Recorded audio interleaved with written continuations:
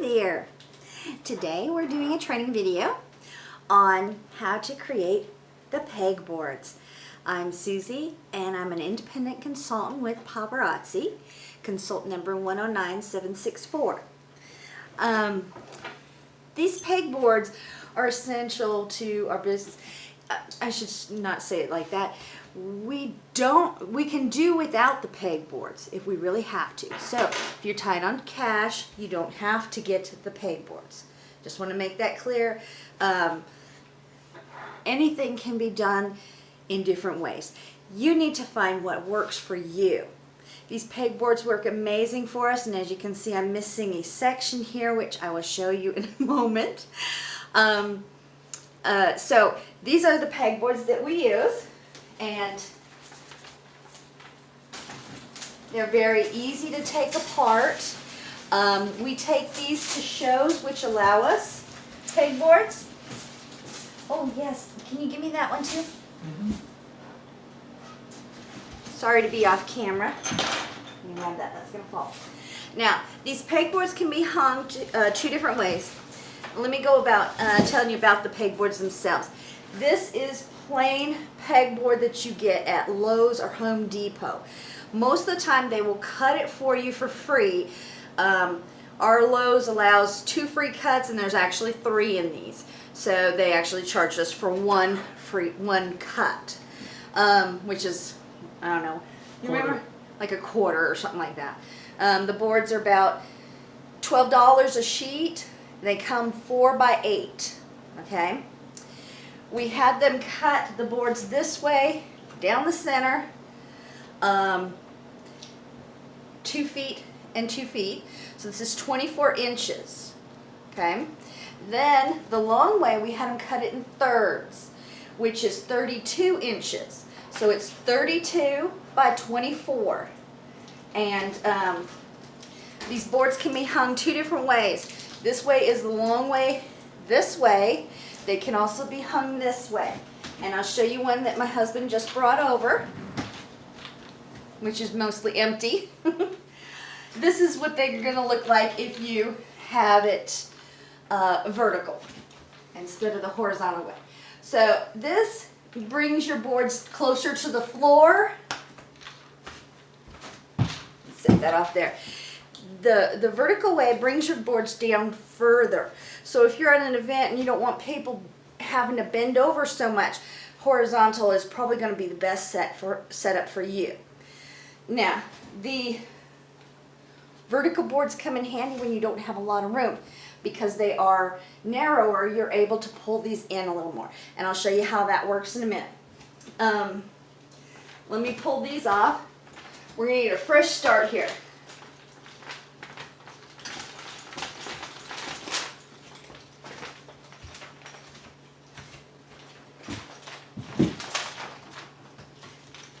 We'll start right here. This here is a wardrobe rack from Walmart. I believe we walked in and they were on sale for $11–12 bucks. Usually no more than 15. It is adjustable. The arms adjust in and out to here. This slides down to here. So you're left with this. It is on wheels, so it's easy to move. When you buy a wardrobe rack, make sure you get the one with the center pole in it. And this is really important because not only does it stop your jewelry from swinging in and out, it gives it more stability. Alright, when you get your boards, you're probably going to want to paint them. We chose black because black helps make the color of the jewelry pop. I've seen some people do it in pinks and grays and different colors like that. Whatever works for you. Remember, this is all about you and what you want to do. Okay? Just because I've done it this way doesn't mean you have to. Alright, so to hang these up, we have to start with something up here. We tried a few different ideas that we had gotten online. Some people recommend Velcro, some people recommend zip ties. to me, zip ties didn't seem an economical thing, because if you do a lot of events and you set up and take down, set up and take down, you're cutting those zip ties over and over and you're just having to buy more. I didn't want to have to buy more. I went a little bit more costly, I think, with this option, but it works amazing. I went to Walmart. One of our very few stores around here is Walmart. And I bought this. You'll see this at Walmart, hanging on the little end racks by the laundry department. I think it was $6, like $5.95 or something like that. $6. And it came with these. It came with 1, 2, 3, 4, 5. The picture shows 5. You're gonna need 4 of them. Okay. I have multiple. I've purchased more than one. Like I said, we've got 3 boards set up. 1 is usually sufficient. You can keep your overstock in something else, or if you have just set up 1 board for what you want to show for the week. So these little hoops are like this. I have also seen online they have big notebook rings that look like this. I'm not sure what the cost is on them, but it has little clasp there where it just opens. All right, we set these at the 3rd hole in, 2nd hole down, and the reason for that is we like to be consistent. So what we do is some of these hoops, I'll get there. Some of these hoops open easier than others. The ones that don't open that easy, we put on the outside because we can just slide it over. The one on the inside is the one that we have to close. Now, when you go to put this up, I'll stop right here for a minute. Make sure that you're not hooked up on this, because you won't be able to lift it up and do this. You'll be hooked right there. It'll be stuck. Done that many times. So, here's how I would do it at a show. I would drape this side over this end piece, and then this side over here, I clamp shut. This side needs clamping. I heard a click somewhere. Who did it? All right. If you have a gap here, you can slide them over. Once you got them all together, you just make your adjustments, make it look right. Okay? So now it looks like 1 full solid board. It's actually 2, which is easier for you to carry when you go to events. All right. The next thing I want to talk to you about is, how do you hang these? Can you bring me that plastic bag right there, the white one? When you get your kit, it comes with, thank you,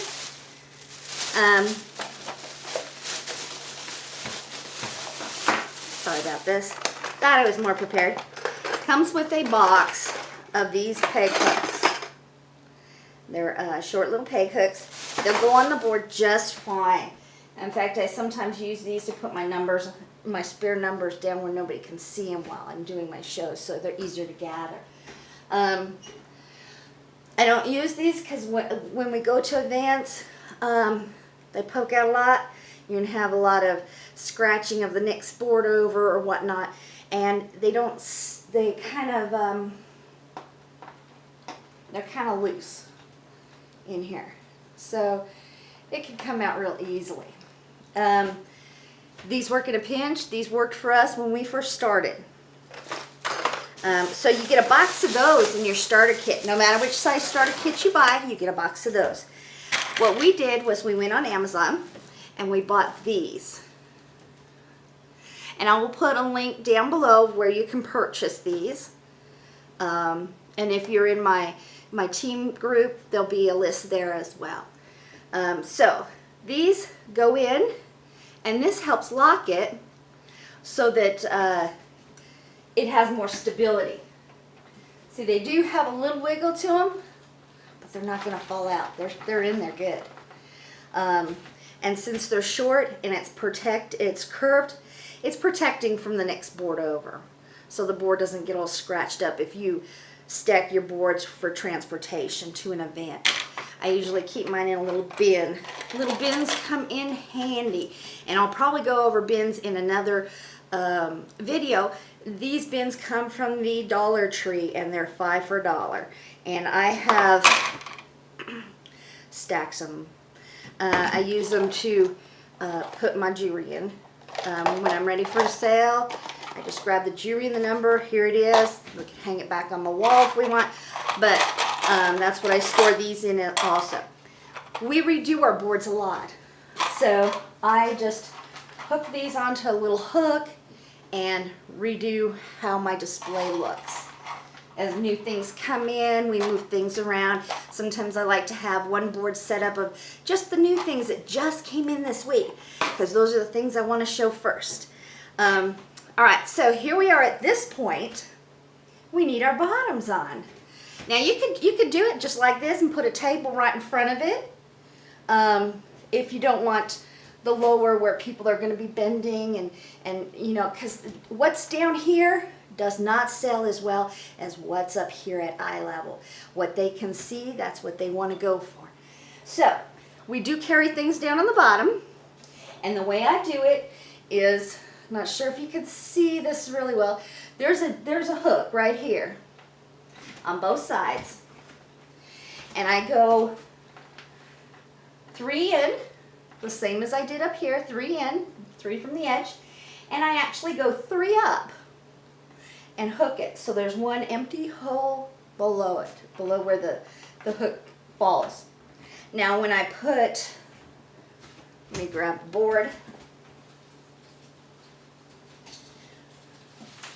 This is a real handy thing because I haven't seen this done online, and this is just something that I came up with on the fly when we were trying to connect the boards together. We use these little S hooks, and I'll have to get the measurements for you. I bought these at Walmart in the hardware department. I think they came 3 in a bin or 5 in a bin. It was an odd number. I needed 4.